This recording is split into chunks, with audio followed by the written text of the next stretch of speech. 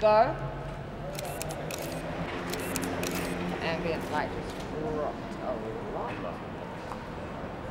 Yeah. Should we do some horizontal? Yeah. Because otherwise I think we're going to run out of time. Yeah, let's bring the other girls in.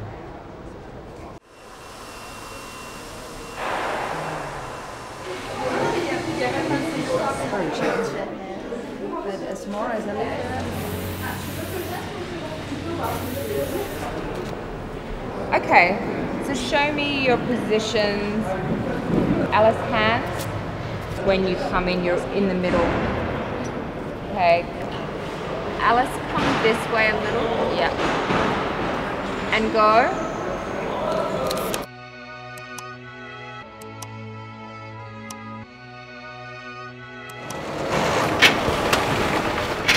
C'est sorti? C'est marrant, c'est fou. Je crois que c'était le dernier jour où la grande nef du musée était vide. Donc du coup, ils ont dû en profiter pour faire l'affiche. Bien d'accord. Ouais. Donc toute l'expo qui va avec.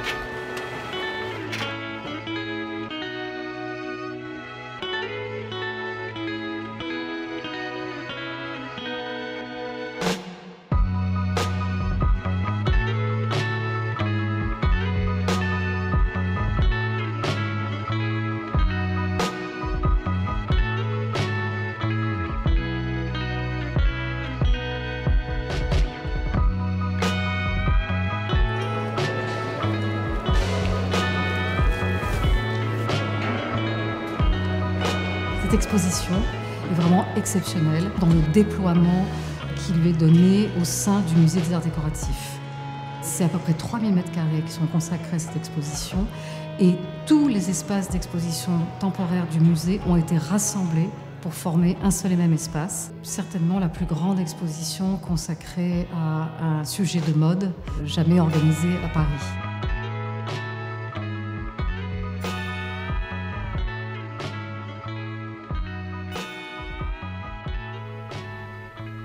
On est où avec le musée du Louvre?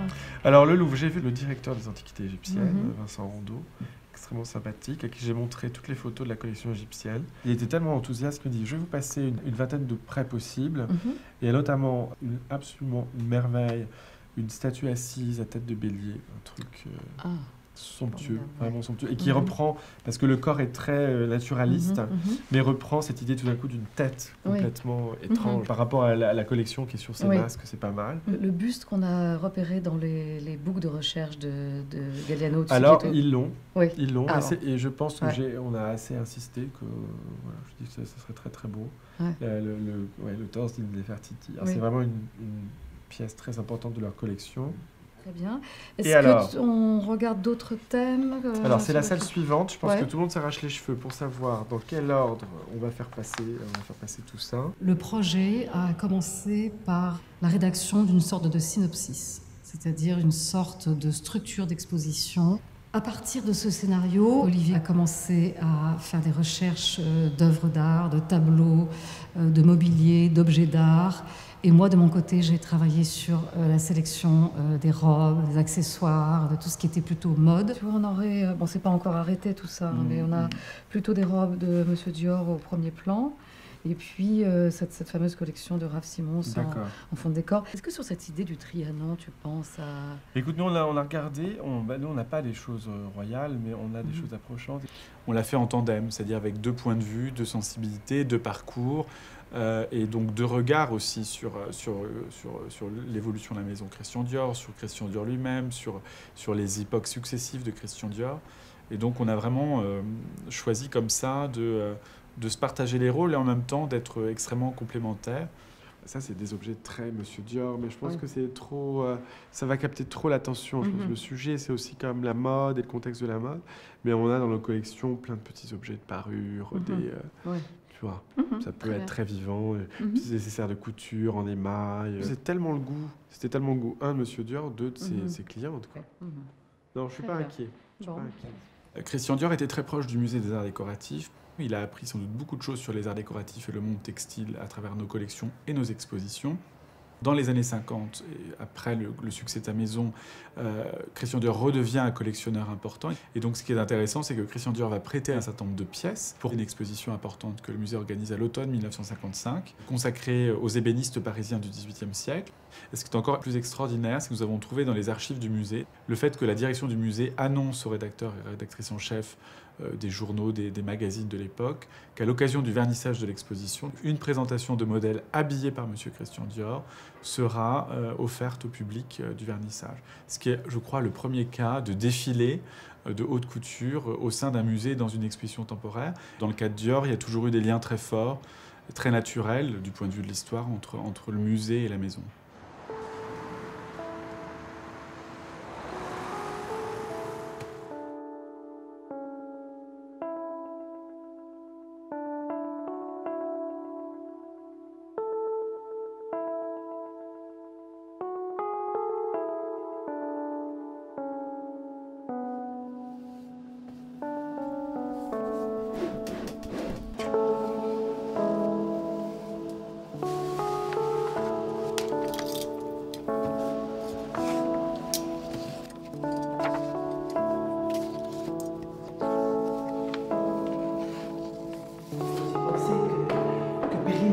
te montre déjà des photos et des documents dans la Sonicom. D'accord. Que tu vois, je sais pas ce que... Oui, pour qu'on avance un petit peu sur toute la partie des process de collection. C'est ça, c'est ça. On peut effectivement exposer aussi quelques croquis, alors peut-être aussi dans la section de l'atelier par exemple. Oui, tout à fait. Ça serait très bien effectivement de pouvoir montrer un petit peu comment ça se passe, comment une collection est créée, depuis le point de départ, le croquis de M.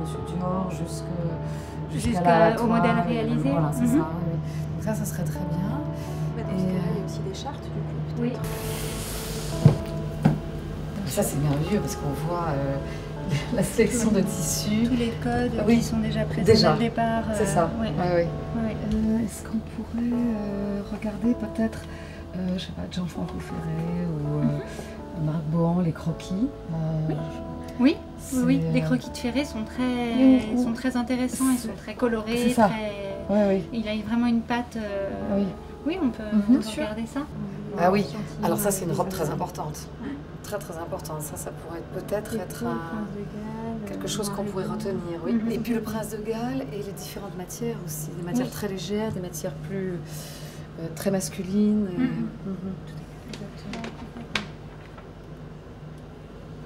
Tous les noms des mannequins et des numéros de passage. Donc on comprend aussi l'ordre de la collection, et comment la collection se compose. C'est dommage qu'on n'ait sans doute pas la place de tout exposer. Ce serait merveilleux d'avoir vraiment un mur de croquis. Voilà, un mur de croquis. Mais on risque de manquer de place. Parce que... On va faire une sélection plus précise. Et en fonction des robes aussi. En fonction des robes sélectionnées, voilà. Une fois que la sélection des robes sera Exactement.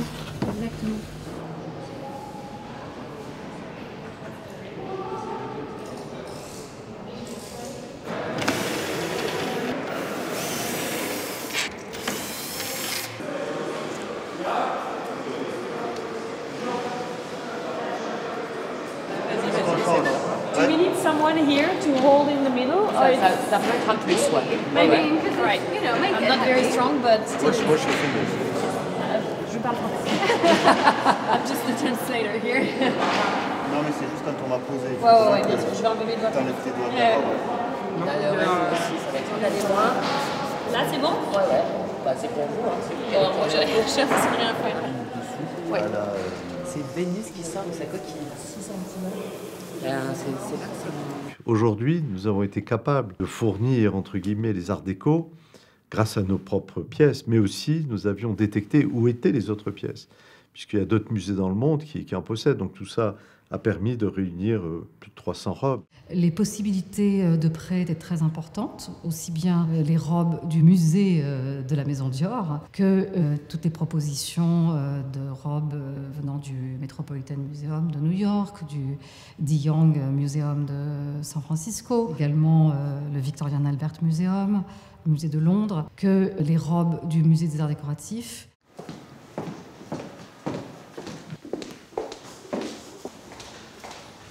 Au musée des arts décoratifs, on conserve environ 700 pièces liées à Dior, des accessoires, des robes. C'est un véritable chantier de restauration qui se met en place. L'idée, c'est quand même de garder le volume de la fleur et puis de lui redonner un petit peu de tenue, quoi.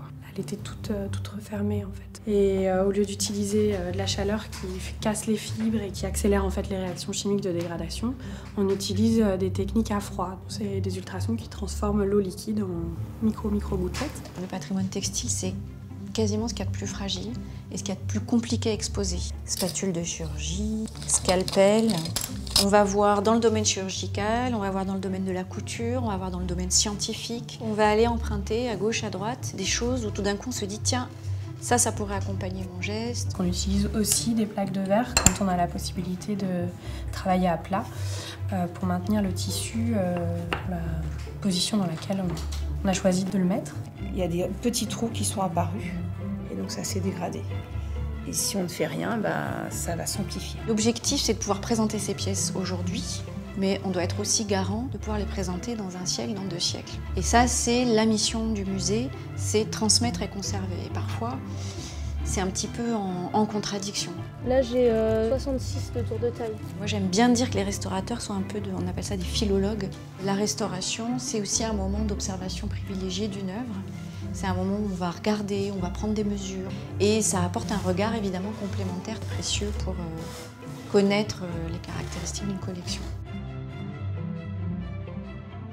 Moi, j'ai bien aimé travailler sur le tailleur bar pour donner le volume des hanches, donc cette espèce de basque, cette silhouette qui est caractéristique du New Look. On a vraiment à l'intérieur comme des petits coussins, des petits paddings qui vont venir enfler cette zone-là. Donc c'est marrant de voir et de comprendre les trucs. Le tailleur bar est un emblème, pas seulement de la maison Dior, mais de toute l'histoire de la couture et de la mode, et on pourrait dire du costume. C'est très rare dans l'histoire de la mode, un moment où il y a une rupture aussi définitive, une révolution qui se déploie en une collection. C'est rarissime, il n'y a quasiment pas d'autres exemples.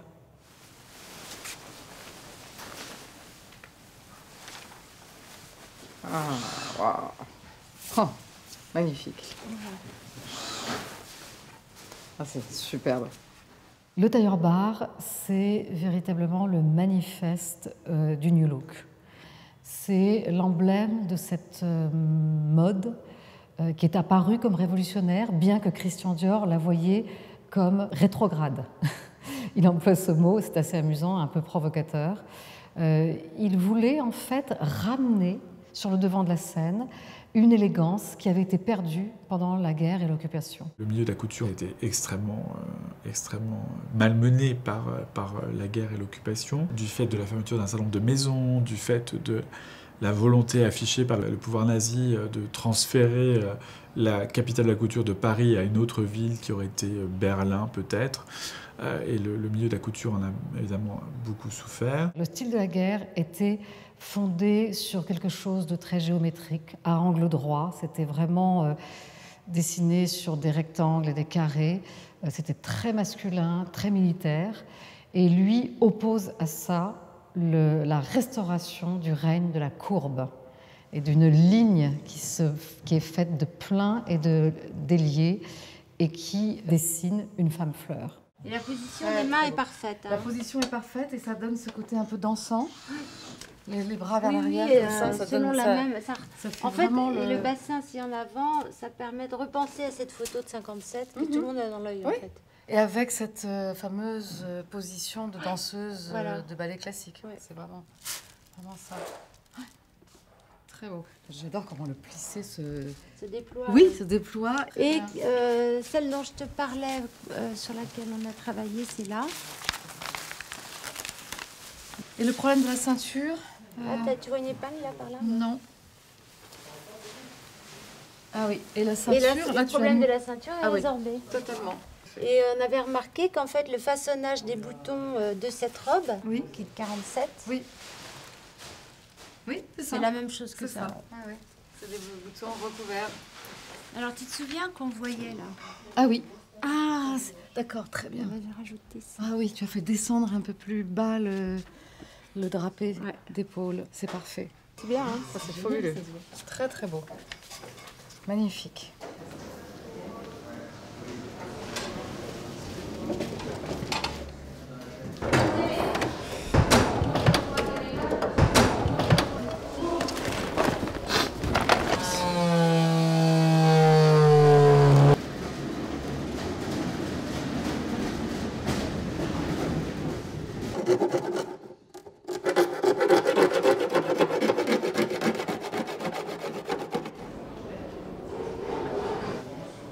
Le mannequinage est vraiment une adaptation du corps au vêtement et non pas du vêtement au corps. Au moment du mannequinage, il y a du padding, il y a de l'ajout de volume pour essayer de restituer la silhouette d'origine.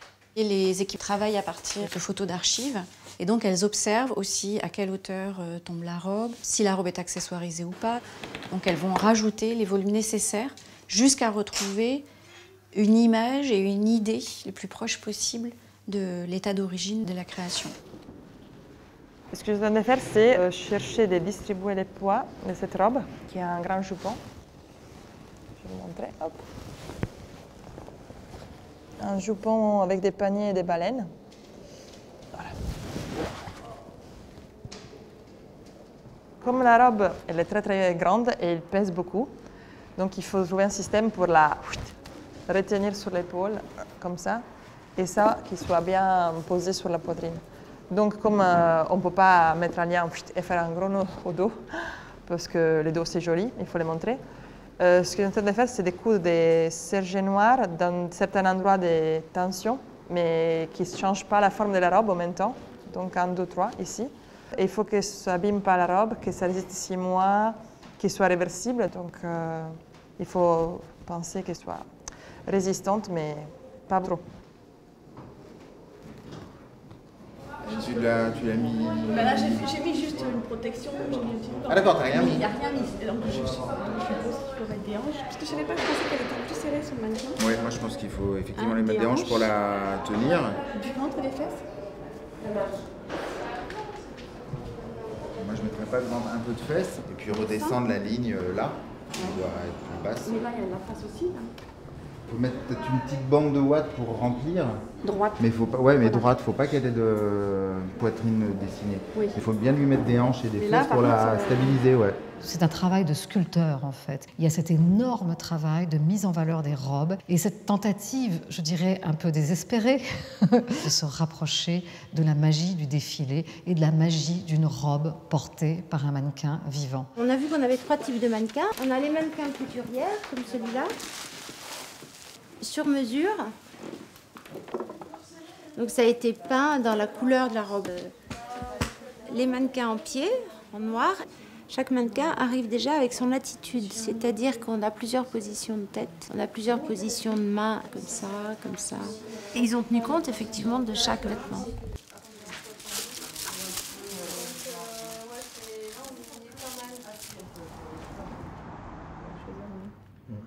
Et donc Olivier Gabé et Florence Muller, vous leur avez Oui, peint bah toute la justement, sélection. Florence, elle avait initié l'idée de commencer par le blanc, justement, pour commencer par les toiles, et d'aller ensuite vers la couleur. C'est très bien que ça fonctionne par bloc de couleurs, qui est tous les accessoires de la femme, mais qui a un esprit comme ça, un peu cabinet de curiosité. Il y a combien de pièces à peu près dedans, vous savez ou pas? Ça va durer un temps de dingue pour monter tout ça. Tout compris dans le colorama, si vous comptez les grandes robes, les petites robes, les illustrations, on est sur 650 pièces à peu près. Impressionnant. Ça, c'est du RAF, c'est le printemps été 2013. Printemps été 2013. Oui, exact. C'était la deuxième collection dont on a issu Avec cette robe-là. qui également de Jennifer. Ouais. Par contre, cette robe-là, c'est peut-être un peu trop gros. Ça va avoir du mal à rentrer dans les vitrines. Des vitrines. Donc bon, après, on en a d'autres dans ces coloris-là. Donc éventuellement, on peut se concentrer sur des choses unies en plus, comme elle a 2 couleurs. Ça, c'est Margot? Oui. Ça fonctionne très bien dans le vert. Et celle-ci, vous les mettez dans l'or? Ça serait fantastique, oui. C'est magnifique. Bien sûr. Celle de Kuka, et puis tellement, On les a eu où, celle-là? typique. Un achat d'une cliente. Impressionnant, c'est magnifique. C'est magnifique, oui. C'est le flacon Misia. Ça, c'est le flacon Bobby, le chien Misia de 52 avec sa boîte. Ouais. On l'a fait restaurer. Ouais. C'est important d'avoir pas mal de parfums. Là. Une façon aussi de montrer la couleur, les maquillages, etc. Donc, parce qu'il y a d'autres là, attendez. Bon, on a de Lady Dior, ça c'est bien. C'est important. Hi.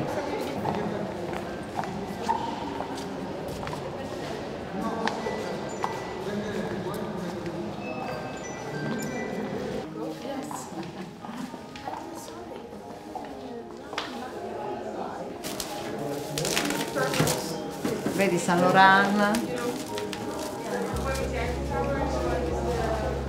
No, tocca, mettila.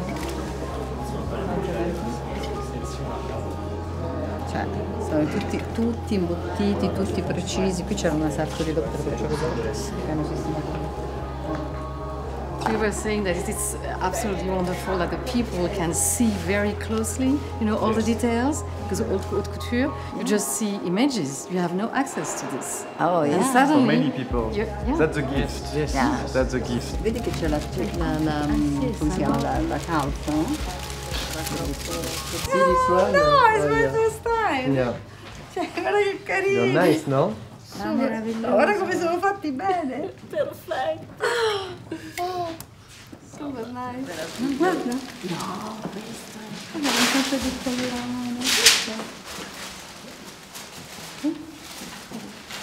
Sono tutto preciso, vedi qua?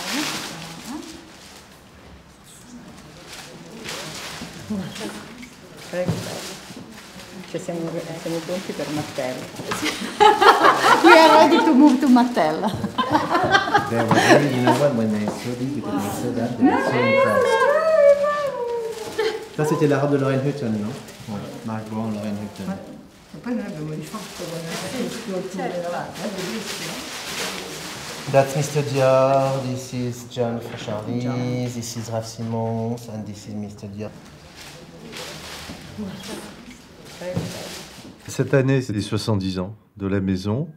Il était important, je pense, de montrer le travail, bien sûr, de Monsieur Dior, mais de ses créateurs successifs. It's impossible to speak about Dior and not about the other talent designers that worked for long in this company. Les directeurs artistiques qui ont repris en main les destinées de la maison après Christian Dior sont à la fois des gens qui ont rendu hommage aux fondateurs, mais aussi c'était tous des personnalités très fortes, très souvent d'ailleurs en rupture les uns par rapport aux autres.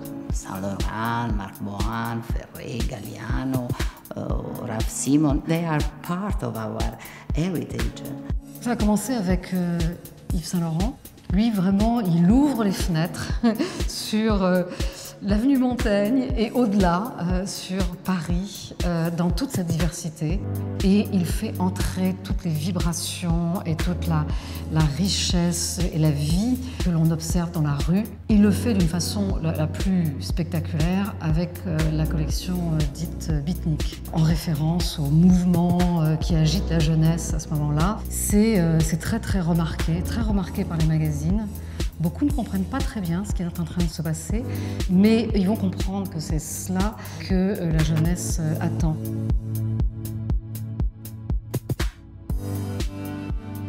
Quand Marc Bohan arrive, c'est le début des années 60 et Marc Bohan se présente comme quelqu'un qui va créer en fonction du désir des femmes. Sa première collection qu'il signe pour la maison Dior, le Slim Look, le dit, mais littéralement. Le look amincit et le vêtement aide à amincir la silhouette et à la rajeunir. Il le dit d'ailleurs dans les interviews, il dit au fond, je fais une forme de nouveau classicisme.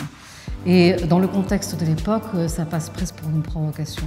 Une des idées dominantes de la fin des années 70 et des années 80, c'est tout le mouvement post-punk. Prendre cette position de classique, c'est assez risqué. Les jeunes femmes qui vont par exemple au bain-douche peuvent tout d'un coup arriver habillées avec un petit tailleur hyper strict, presque par opposition, par provocation. Au lieu d'arriver en post-punk, Eh bien, on arrive tiré à la carte épingle avec un petit collier de perles. C'est vraiment une attitude très rock.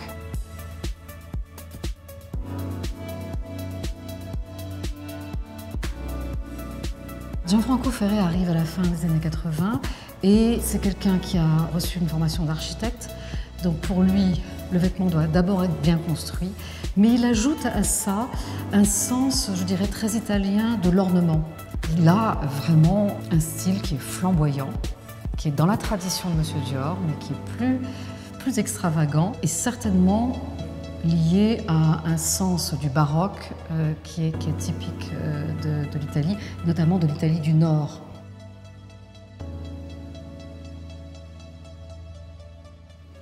Les croquis, on les a montés avec des points photos très simplement D'accord. sur des cartons neutres. Très bien. Et donc il y a un bord tournant. Donc là, et il y a un bord tournant de 2 mm qui permet de le fixer sur un support. Donc on peut prévoir ça aussi. Et alors là, pareil, il y a une question de choix. J'ai préféré garder une marge. Oui, pour pas que ça puisse rentrer en contact avec la peinture lumière. Ouais. C'est le seul qui est comme ça. C'est qu'on peut penser que ça fait partie du document d'origine. Est-ce qu'on peut découper ça à la forme? Ouais. On peut. Ouais.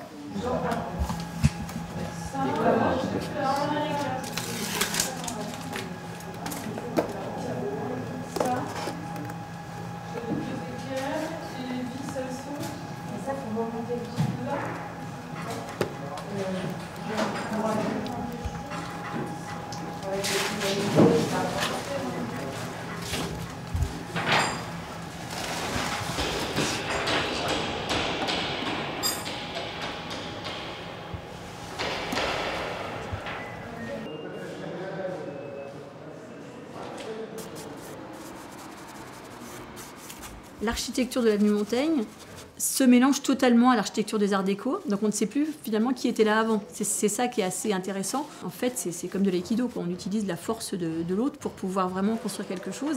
Et là, on le sentait avec cet escalier qu'on pouvait faire quelque chose. Donc en recréant cette avenue Montaigne, Dior est vraiment chez lui aux Arts déco. C'est ça qui est assez extraordinaire.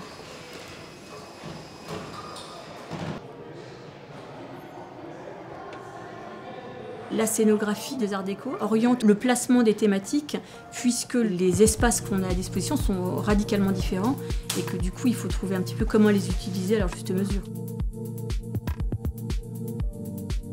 Dans les espaces, les thématiques se sont réparties grâce à l'architecture. Je pense que cette exposition, si on la fait ailleurs, elle serait complètement différente puisque l'architecture serait complètement différente. Là, on utilise le lieu comme une force. Je pense que ça, c'est vraiment le point d'entrée pour la scénographie. On est dans une progression, on est dans un scénario et à chaque fois il y a des rebondissements. Donc chaque salle finalement est un rebondissement par rapport à l'autre parce qu'il faut tenir le visiteur en haleine et chaque salle invite finalement à aller voir autre chose. Et puis on a travaillé avec la Méduse parce qu'on avait envie aussi de donner un petit peu de vie à tout ça. On travaille très très souvent ensemble et on a travaillé pendant presque un an à faire des projets, des conceptions. L'audiovisuel peut amener une dynamique dans des robes qui là sont présentées de façon statique, alors que ce qui fait aussi leur vie, c'est d'être portées. Donc on s'est dit, travailler sur l'architecture égale mapping. Première chose, on va transformer la nef des arts décoratifs, une nef 19e siècle, en Versailles, en galerie des glaces. On a 16 énormes projecteurs dans la nef, chacun diffuse un bout de film, donc il faut tout caler extrêmement précisément à l'architecture. Il y a un aspect de conception artistique et créative, mais qui est lié à une partie de conception technique. Et dans nos métiers, le dialogue entre la technique et l'artistique est très important. C'est important de choisir l'équipement pour que le film soit le mieux possible. Voilà, le mieux diffusé, le plus grand ou le plus petit, c'est toujours du sur-mesure en fait. On s'est dit, ce qui est intéressant, ça serait peut-être d'habiller cette nef au même titre que Dior habille les femmes pour le bal et les magnifie. Donc on va travailler sur l'architecture. Donc c'est une nuit de bal dans la nef. L'audiovisuel, je dirais, aide à donner cette vie qui manque un peu aux robes quand on les pose sur des mannequins. Et en même temps, avec toujours cette difficulté qui nous intéresse particulièrement, qui est de respecter un contenu et de mettre en valeur ce que le commissaire d'exposition veut mettre en valeur. L'audiovisuel ou la scénographie, c'est pas du premier plan, c'est un écrin.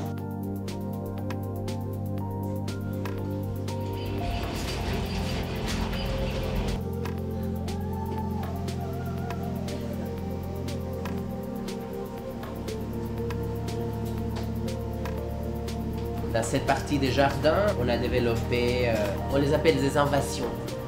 Ce sont des différents types de végétation présents dans les jardins de Monsieur Dior. Le travail manuel, il faut bien traiter chaque morceau de papier, les plier pour lui donner le volume.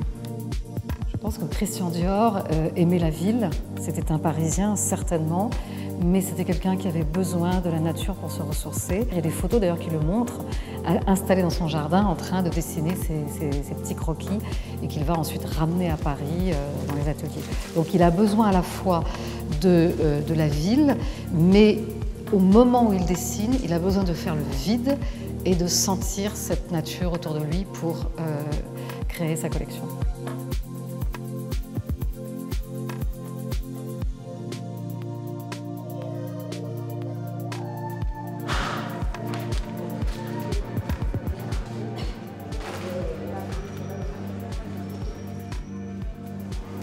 Encore. Oula, ça craque. Bah, elle est certainement déstabilisée par parce que le bout des pieds a été coupé et remonté dans les chaussons de danse pour qu'il y ait le... Comment elle se tient réellement? Oui, c'est ça. C'est ça sa posture, oui. Exactement. Moi j'ai l'impression que le chausson est de travers là.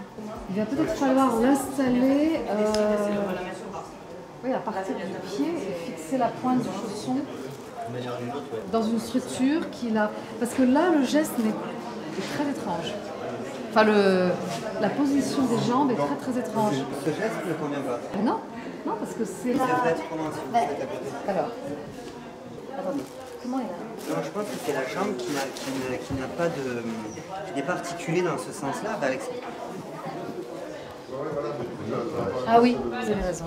Une des grandes difficultés des expositions de mode, c'est lorsqu'on place les robes sur un plan, c'est très difficile de se rendre compte de ce que ça va donner dans la réalité. Une robe peut avoir des milliers de possibilités sur une structure qui a été dessinée pour elle.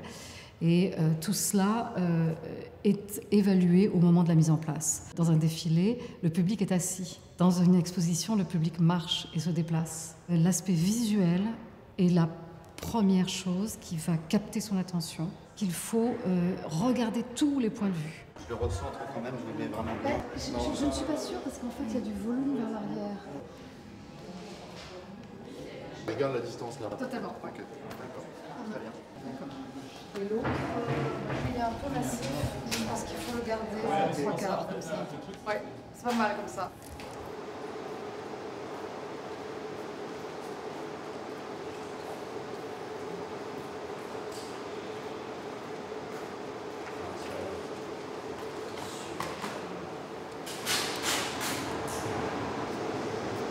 Pas couper l'image, on va remonter un peu. Ah oui, d'accord. Ne pas remonter beaucoup parce que des fois on les contraint. D'accord.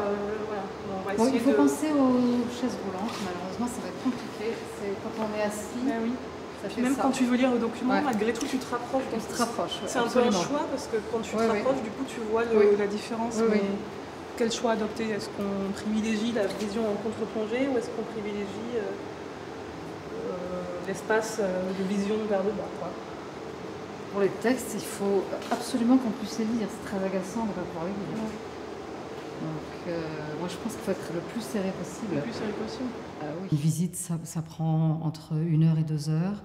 Et le visiteur peut être fatigué au bout d'un moment. Donc, il faut vraiment penser à ça. Il faut absolument que sa curiosité soit sollicitée et qu'il se pose des questions et qu'il trouve des réponses.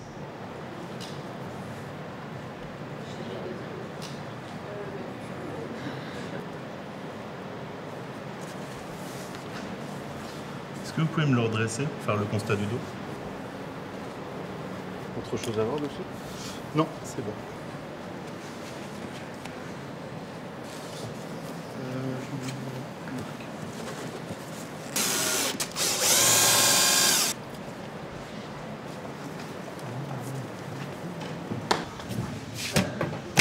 C'est bon.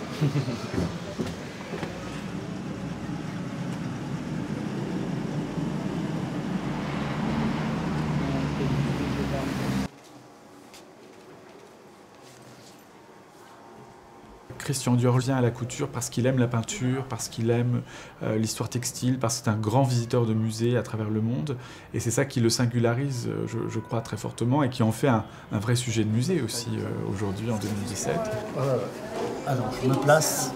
Vas-y, de mon côté, c'est good. On a fait appel à d'abord les musées français, au musée du Louvre, au musée d'Orsay, au musée du Jeu de Paume, le musée Picasso, le musée national d'art moderne, le centre Georges Pompidou, le musée de Versailles aussi. Alors, je pense qu'il faut... Allez, on y va. Plus près du podium, à l'aplomb du podium, est-ce que c'est idiot ou pas? Là c'est un peu trop sur le podium, oui. Voilà, c'est mieux hein, par rapport au boîtier. Hein? C'est mieux, hein? Depuis Monsieur Dior jusqu'à aujourd'hui, ce dialogue avec l'art est extrêmement étroit, très riche, presque consubstantiel à l'image qu'on se fait aussi de la maison Christian Dior et des créations de couture de la maison depuis Monsieur Dior. C'est pas juste un plaquage publicitaire ou finalement une sorte de garantie comme ça de bon goût. L'idée n'est pas de dire que la mode est intéressante parce qu'elle est inspirée par l'art ou que l'art inspire la mode. C'est voilà, comment, quelquefois des décennies, des siècles de distance, voire des millénaires, le principe actif d'une œuvre d'art peut avoir sa réinterprétation dans le domaine de la couture. C'est vraiment l'idée que chacun a sa place. Et pour moi, il n'y a pas de hiérarchie. Je pense qu'une création de haute couture aujourd'hui, c'est pour ça qu'elles sont dans un musée, sont au niveau d'une très belle œuvre de peinture ou d'une grande pièce d'antiquité.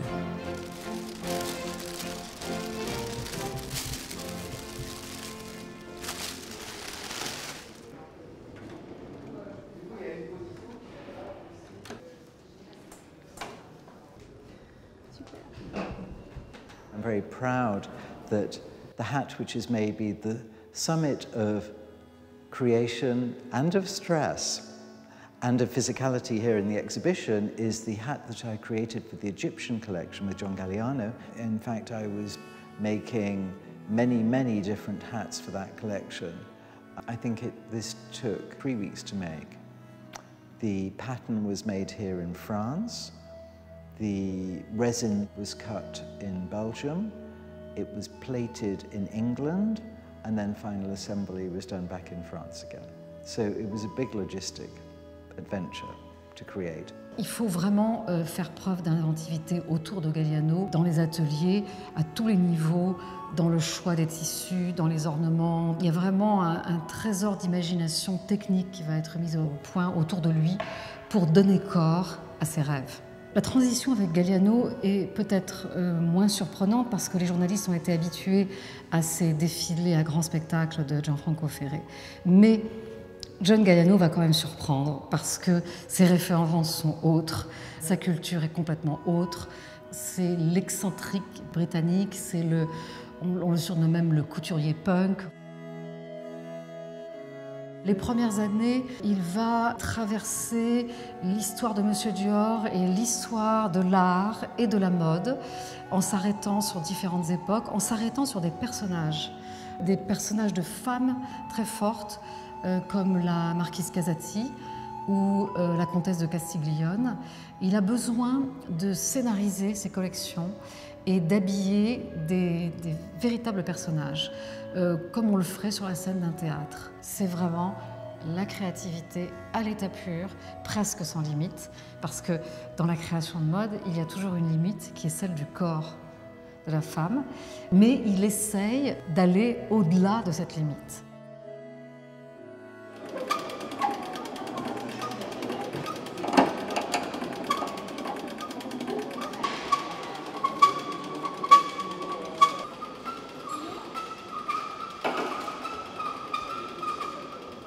Je pense qu'il y avait au départ à peu près un millier de pièces, en tout cas du côté de la mode. Et on a réduit jusqu'à arriver au chiffre d'environ 300 robes.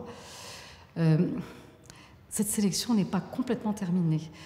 Au moment où on installe l'exposition, il y a encore un editing qui se fait et qui permet d'ajuster les choses et de faire évoluer la sélection au cours du montage. Est-ce que dans cette collection, ce serait pas plus intéressant d'avoir une forme beaucoup plus accentuée qui évoque les paniers, Panier, alors, avec on en a, des volumes on en a sur les... d'autres.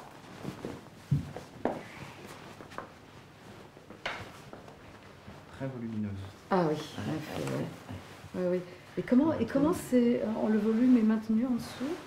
Je pense qu'il y a il n'y a pas de panier, mais il y a des volumes en tulle. Voilà. Ah oui. Il y a également celle-ci. D'accord. Et bon, alors on l'a pas. Parce qu'on ne sait pas si le Met, Voilà. le Costume Institute va accepter le prix. Rien que sur la photo, là, on voit bien Oui, le... tout à fait. Peut-être que celle-ci serait plus intéressante, surtout si on pense aux éléments de mobilier, toutes les objets d'art qui vont être associés aux robes. Tout à fait. Qui jouent beaucoup avec les dorures. Ah oui, là, ça va être magnifique parce qu'on va très avoir bien. à la fois une thématique qui cite en fait les grandes robes de cour à panier, très, très volumineuses, et puis par ailleurs les robes de simplicité que la reine et ses amis portaient à Trianon.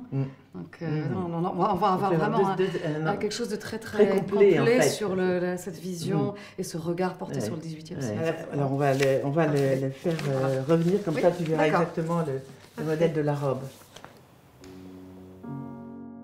Raf Simons, quand il arrive à la tête de la maison Dior, est auréolé d'une identité de créateur belge issu de la Royal Academy d'Anvers, cette très prestigieuse école de mode.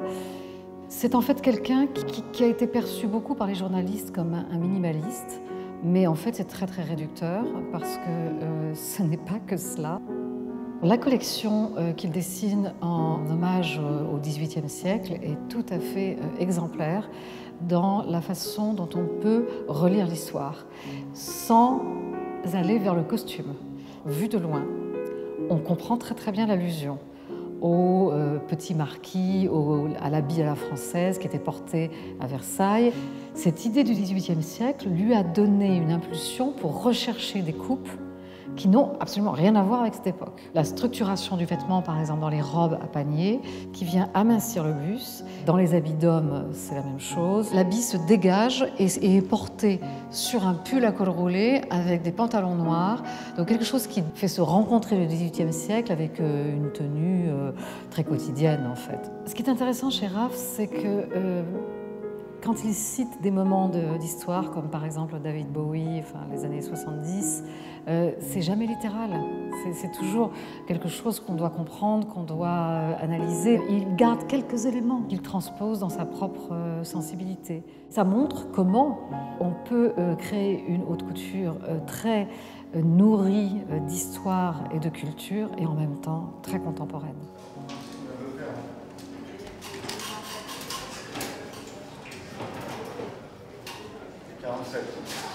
C'est bon?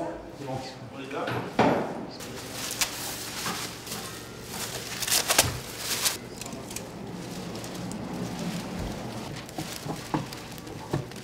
Tourne-le. Vérifie, pour moi, je te fais là. Ah, 42, c'est tout là-haut, à côté du 75.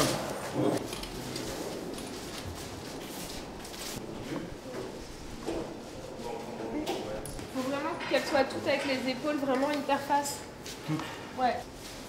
Tu vois là par exemple on voit qu'Armani elle est pas face là. Elles sont face et elle est un peu. Il faut vraiment qu'elles soient hyper droites toutes. Okay. Hyper frontales. Merci.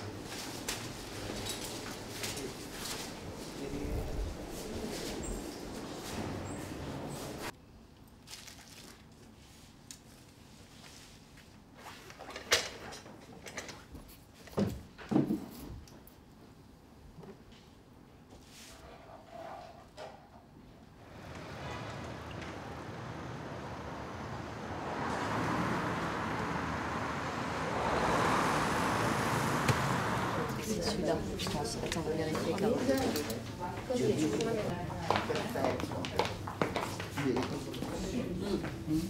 Secondo me, I think it's nice that we see this kind of, that we see something black and grey like the skirt and the white. Cioè, si deve un po' più capire. Elle veut plus retrouver cet effet-là cioè, a blocchi. Couture for me is timeless in any case. Couture speak about craftsmanship, it has to be more dreaming. You have to maintain the same quality, the same value. We are couture house. I never forget it. But at the same time, it's different, the audience.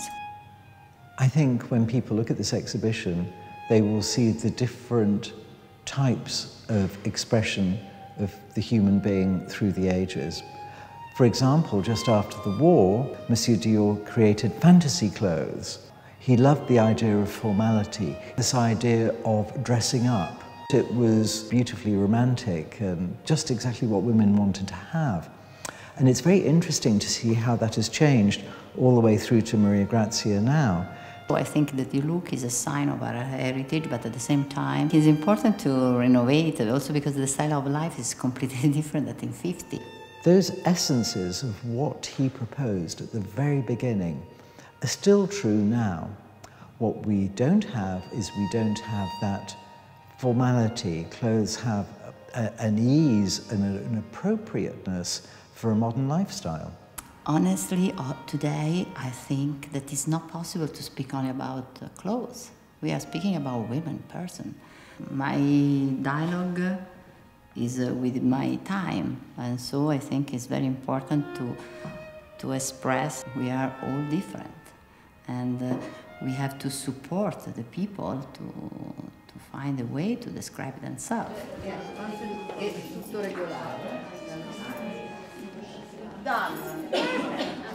Fashion is close with the body, and that's very important because it's something very personal.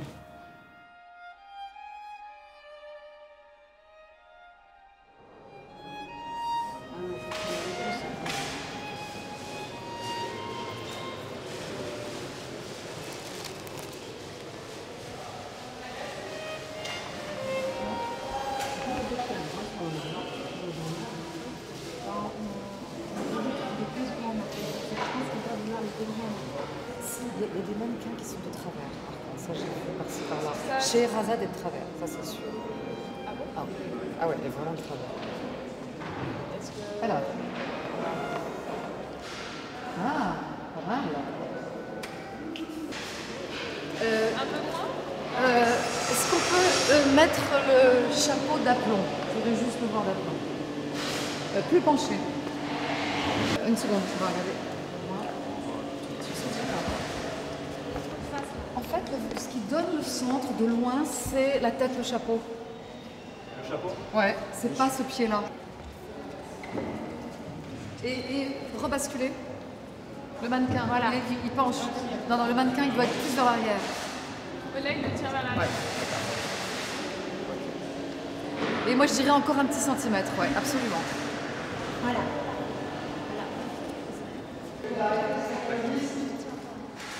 C'est bien. Tu y vas? Je pense qu'on y va. On le refait pas demain matin. Non, on le refait pas. Ouais. C'est bien, hein? C'est fabuleux. C'est bon, on a l'expo, puisqu'on a la touche finale. C'est parfait. Ça fonctionne pas mal, non? Ouais, c'est pas mal. Non, les arts déco, ils étaient contents. On fait encore des tests sur la typo. Super. Nouveau blanc, on voit pas assez par rapport à... Non. Il est trop petit, il est perdu. Comme ça. Non, je pense qu'il faut pas. C'est ça, on préférait celle-là aussi. Oh, bah voilà. Hein. Super.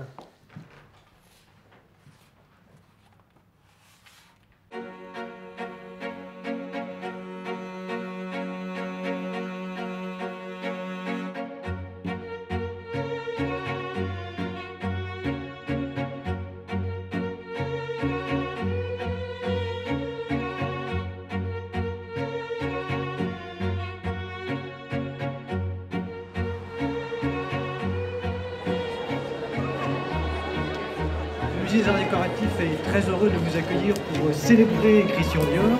Tout ce travail des couturières, de celles et ceux qui travaillent les plumes, les perles, qui sont aujourd'hui des savoir-faire recherchés partout dans le monde. En tant que maire de Paris, je ne peux que vous dire merci.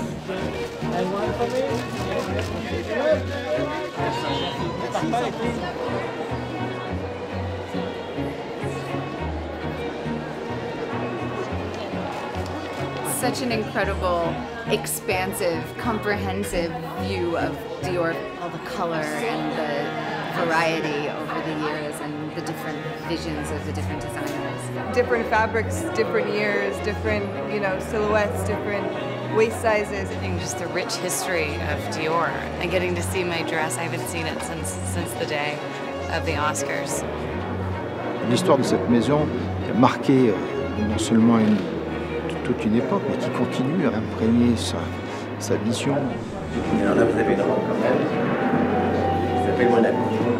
Et puis bien sûr, les liens entre ma famille et la maison Dior sont évoqués de façon très, très discrète, mais de belle façon. C'est mieux que les manèges, quoi. C'est un truc... on sait plus. Moi, je peux rester des heures et refaire un tour. Je vais revenir, je pense. C'est comme un peu syndrome de Stendhal, il faut que je te dise. Je suis un peu en choc. Ça, c'est la robe dans laquelle j'aimerais me marier, s'il y a preneur. Et toutes ces robes, corolles gigantesques, longues, je sais que c'est un peu désuet d'utiliser ce mot, mais vraiment, c'est une modernité féroce. We had a crocodile dress, but in the exhibition it's kind of an Egyptian dog on the top. It's kind of incredible. I don't know, I'm so bad at talking about this.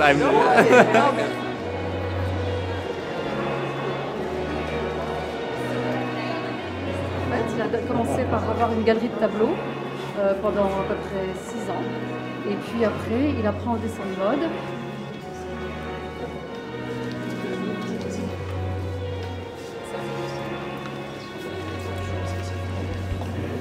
Florence qui est avec nous depuis de nombreuses années. Jean aussi, Jean tailleur. Et ça, ce sont les fameuses toiles. Parce que le dessin est traduit en toile. Voilà, et après la toile, le dessin est traduit en toile. Absolument. Ça, c'est le premier jet. On travaille là-dessus pendant plusieurs semaines. D'accord. Donc elle évolue. Et il y a une grande différence entre le projet de départ et... Maintenant, non. Pourquoi maintenant non? Parce qu'avant, la robe finale était loin d'être comme le coquille. Oui. Mais avec là, c'est une vision immédiate de ce qu'elle veut. I try. She's a woman, she's a woman. Hein? Ça nous a pas échappé.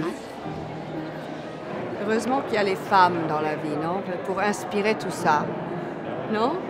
Parce que vraiment, c'est nous, les femmes, qui inspirons toute cette beauté, toute cette créativité, finalement.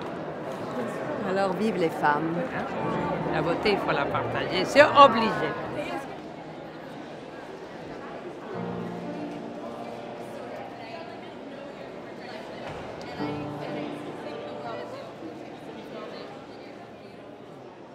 Moi, j'ai vraiment la sensation, quand je travaille sur une grande exposition comme ça, de travailler dans le contexte d'un tournage de film. C'est exactement ça. La diversité des professions qui sont nécessaires pour concourir à cette œuvre commune est absolument impressionnante.